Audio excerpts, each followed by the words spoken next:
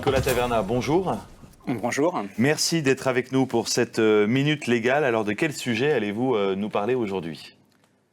Je vais parler d'ERP, et plus précisément de deux décisions de justice en rapport avec des projets ERP. Donc j'ai une décision de justice de la Cour d'appel de Lyon du mois de juin dernier et une décision de la Cour d'appel de Rennes de décembre de l'année dernière. D'accord. Dans ces deux décisions, forcément, les projets ERP se sont mal passés. Il y a eu des difficultés. On a eu des dépassements de délai, des dérapages budgétaires. Je pense qu'un certain nombre de DSI peuvent connaître ce genre de situation. Dans ces cas-là, les clients mécontents n'ont pas payé leurs factures, les prestataires les ont assignés en paiement, et en défense, dans les deux affaires, les clients ont invoqué un défaut de conseil de l'intégrateur, qui n'aurait pas livré une solution adaptée aux besoins de leurs clients. Dans l'affaire de Lyon, le prestataire était chargé de la mise en œuvre de l'ERP, mais n'avait pas été impliqué dans la phase amont, dans le choix de l'ERP. Et en parallèle, le client n'avait pas prévu un cahier des charges précis. Et donc dans cette affaire, la Cour d'appel reproche finalement au client de ne pas avoir produit un cahier des charges et de ne pas avoir bien défini finalement ses besoins, les coûts dont aurait eu besoin le prestataire pour une mise en œuvre. Donc la demande du client est rejetée, il doit payer les factures. Ah. Bon, il n'a pas à payer plus que les factures déjà.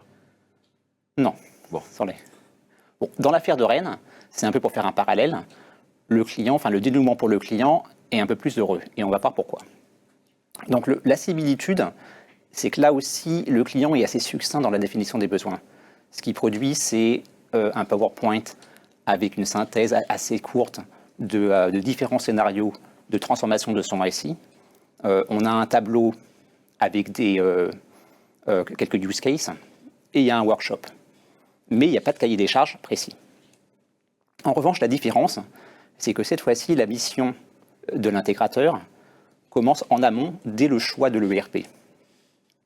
Et donc l'intégrateur intervient à toutes les phases du projet. Définition des besoins, mise en œuvre, mise en production, même la maintenance. Et donc cette fois-ci, la Cour d'appel, elle reproche non pas au client, mais au prestataire l'absence de cahier des charges précis. Le prestataire, qui fournit finalement un logiciel complexe, aurait dû exiger du client un cahier des charges. Il aurait dû demander des précisions au niveau des différents comités.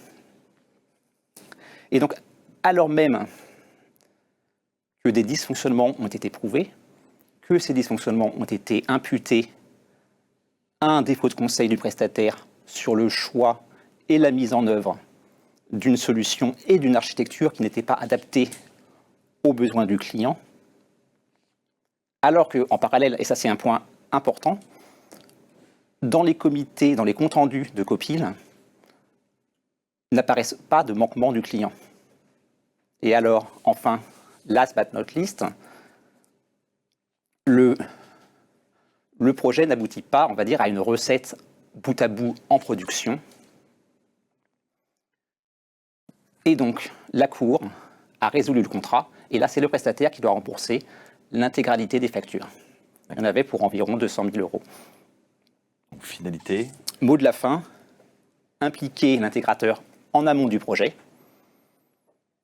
bien définir son périmètre, inscrire dans les comptes rendus des Copil les difficultés, les dysfonctionnements, les dépassements de délai, et enfin exiger une recette contradictoire avec des scénarios de test précis. Merci beaucoup Nicolas Taverna pour cette minute légale.